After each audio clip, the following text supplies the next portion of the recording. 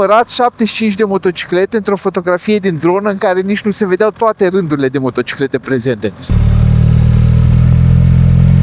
Și din nou aceeași chestie, mulțumirile de rigoare vă revin vouă, că vouă ne-ați ajutat să strângem banii ăștia. Să participăm la primul training primul pentru mine cel puțin, primul training de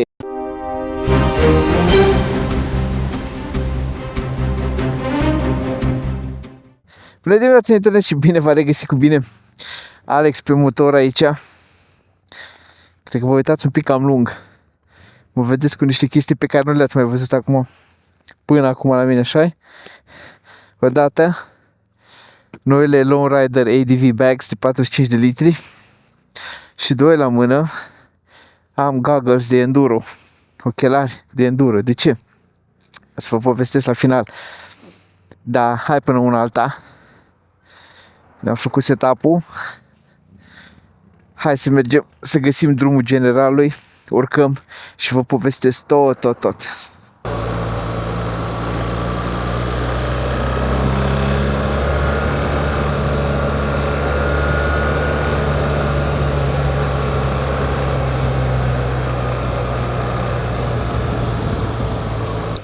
Uite că l-am găsit.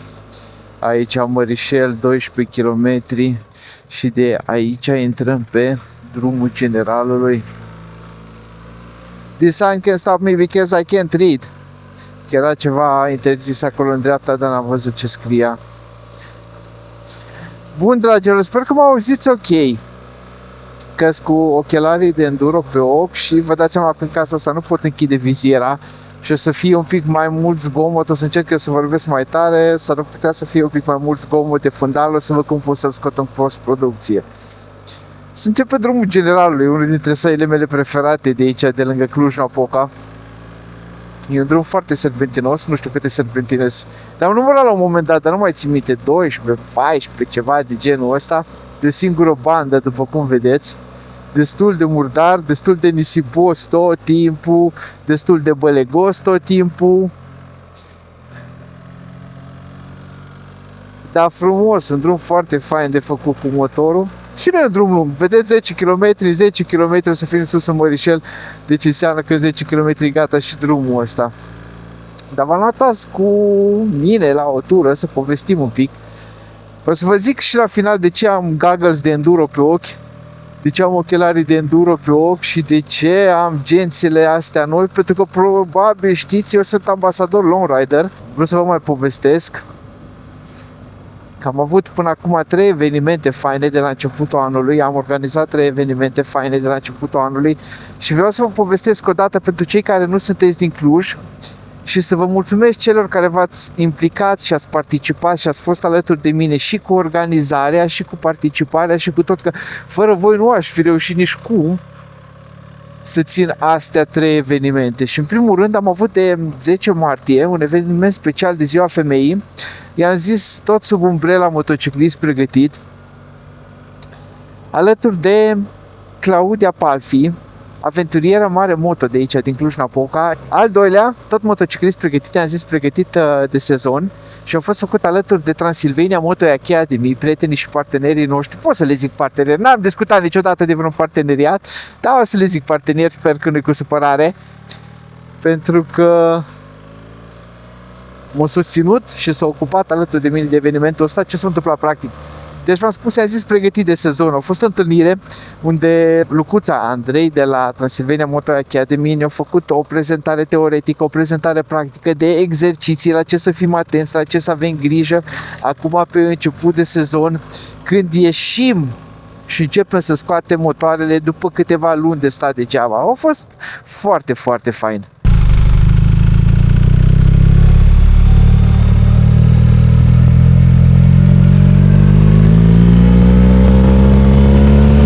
Dar ce e mai important la acest eveniment de antrenament, nu știu cum să zic, de reintrat în așa febra sezonului moto, e faptul că am fost aproximativ 100 de persoane. Nici mie nu mi-a venit să cred, mă așteptam la 20 ceva, pentru că 20 și ceva îmi dăduseră atent pe Facebook. Și, da, cât m-a dat atent, atât m-am așteptat să vină, nu, nici vorbă. Am numărat 75 de motociclete într-o fotografie din dronă în care nici nu se vedeau toate rândurile de motociclete prezente. Deci aproximăm că a fi fost vreo 100.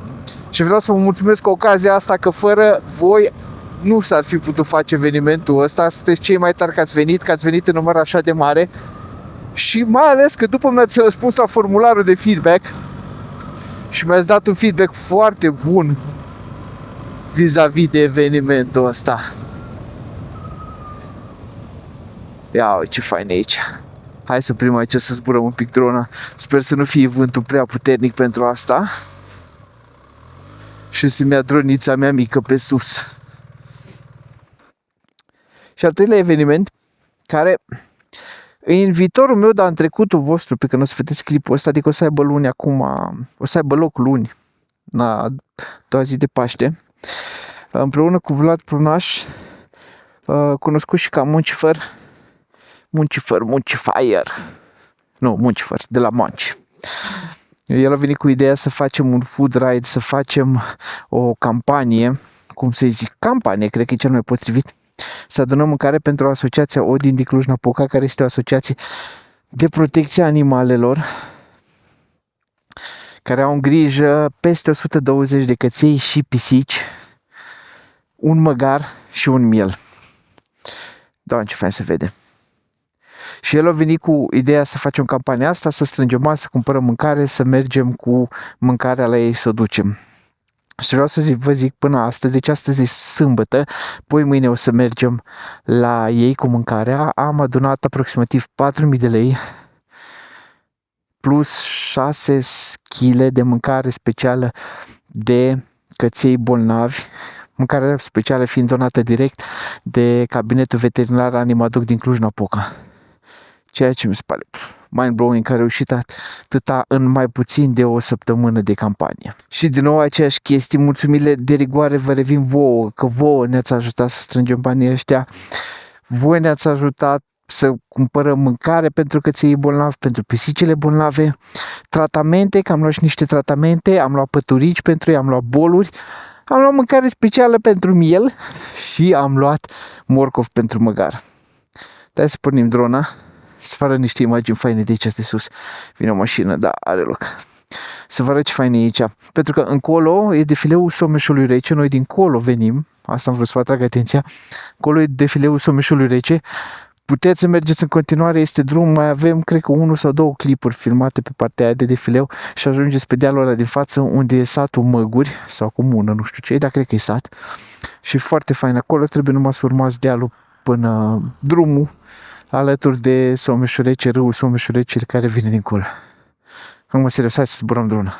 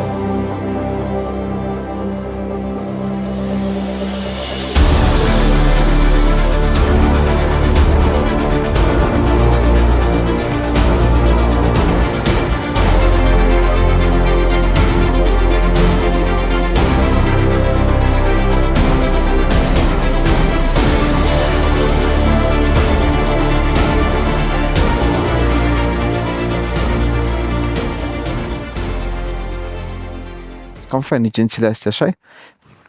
Cred că e timpul să vă zic care e faza. De ce am geanta asta, de ce am setul ăsta de ADV bags, sunt modelul de 45 de litri, nici cel mai mare de 70, nici cel mai mic de... Cât e cel mai mic? De 16 litri, cred că, aș vrea să zic. Ia să-mi pun și goggles înapoi și da, bineînțeles. De ce am și goggles la mine? Faza îi că mă pregătesc. După cum probabil ați observat la mine de-a lungul timpului, eu consider motociclitul o activitate care necesită mult studiu ca să o practici în siguranță. Deși sunt foarte adventure oriented, eu mai mult am mers pe touring, pe distanțe lungi. Aia, într-adevăr, aia clar îmi place cel mai tare, cu aia sunt cel mai fericit. Aia mă face cel mai fericit. Și aia stă în baza motociclitului meu.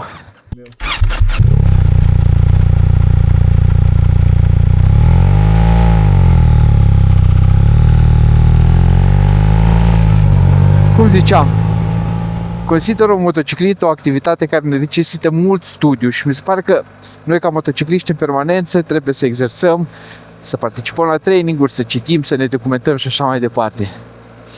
Și, deși eu sunt foarte touring oriented, vreau să mă și distanțiez un pic, cum ar fi să-mi răgesc orizonturile.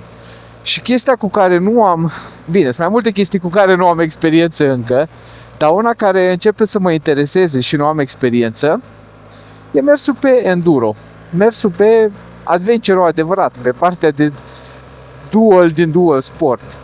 Și pentru asta, luna viitoare, în prima parte a lunii mai, împreună cu câțiva membri a comunității Alex pe motor, ne-am organizat împreună cu Wild Ride Tours din Sibiu să participăm la primul pentru mine cel puțin, primul training de enduro. Și sunt foarte fericit în legătură cu asta. O să ne instruiască Ioan Tara, despre care probabil ați mai auzit. E primul om care a participat la Red Bull Romaniacs cu un BMW R1300 GS și, dacă mă urmăriți de ceva timp, l-ați văzut anul trecut când ne-am întâlnit pe viu și am povestit un pic în tura noastră din Bavaria, tura mea și a Iuliei din Bavaria. Și sunteți printre puțini parteneri de la noi de România aici, prezenți la Garmin și la BMW Motorrad Days. Da. Ne spuneți un pic cu ce vă ocupați voi, de ce sunteți parteneri, de ce sunteți aici, că e destul de impresionant să... Cred că suntem printre cei mai vechi. Da, eu sunt cel mai vechi instructor din țară. Și cândva la începutul anului am propus asta la mine în comunitate, am văzut că există interes de faptul că vreau să particip la un curs, am văzut că există mai mult interes, am contactat și am zis, bă băieți, fain ce sunteți, nu vreți să țineți și pentru noi un curs? Și eu zis, ba da, de fapt nu, la finalul anului trecut, nu la începutul anului. Și eu zis, ba da, și așa ne-am organizat și în mai o să particip la primul meu curs de enduro, vor fi 2 zile, la Păltiniș, lângă Sibiu, în poligonul Wild Ride Tours. Și aia prima zi, unde vom învăța teorie, vom face practică, primele exerciții și așa mai departe. Și a doua zi, o zi întreagă de ieșit pe enduro. Și sunt foarte fericit și foarte excited de legătură cu acest aspect. Faptul că am ocazia să particip la un nou curs. Și de asta ochelarii de enduro, de asta agențiile de adventure. Odată să le am pentru curs, încep să fac echipamentul pe care o să-l am necesar pentru activitatea asta, pentru cursul acesta. Și 2 la mână să le am și pe viitor, că după curs o să vreau anul ăsta să particip mai mult la activități pe off-road. Mai mult decât am participat până acum. Nu știu dacă o să mă distanțez eu de-a lungul timpului mai mult decât drumuri neasfaltate, dar să fiu mai pregătit în caz că drumurile neasfaltate pe care le am în fața mea, în viitorul meu, este de un nivel de dificultate pentru care momentan nu sunt pregătit și cam asta a fost. Asta a fost și drumul generalului, ajungem imediat în Mărișel. Eu o să mai dau pe aici o tură de Mărișel. Care nu sunteți din zonă, să știți că probabil găsiți în capătul satului Plăcinte. Eu nu o să stau acum să mănânc pentru că Iulia mă așteaptă acasă cu mâncare de Paște, cu drob, cu pască, cu ouă roșii, cu încă ceva ce nu am fost atent, cu curcan. Deci, nu o să bag acum mine plăcinte la tarabe, când ne-am așteaptă acasă cu mâncare făcută de mânuțele ei. Dar, dragilor, dacă ați rămas până aici, vă mulțumesc foarte mult. Dacă nu sunteți încă abonați, sau să vă rog să luați în considerare să-mi lăsați și o abonare, plesniți butoanele de like, share, hype, dacă vreți să sprijiniți canalul și vreți să intrați și voi în comunitatea Alex pe motor, aveți sub videoclip un link de membership sau un buton de join, numai nu le folosiți de pe un dispozitiv Apple, deci nu de pe un iPhone, nu de pe un iPad, o să vă pună Apple taxă încă 2 lei în plus. Dar cam asta e. Sper că și vouă vă place la fel de tare drumul generalului, sper că care sunteți din Cluj îl faceți cel puțin o dată pe an, sper că cei care nu sunteți din Cluj acum când veniți prin zona asta ați aflat de el și să veniți să-l faceți și voi o dată. Și nu uitați, până data viitoare, fiți buni cu voi, fiți buni unii cu alții și asfaltul scat să avem.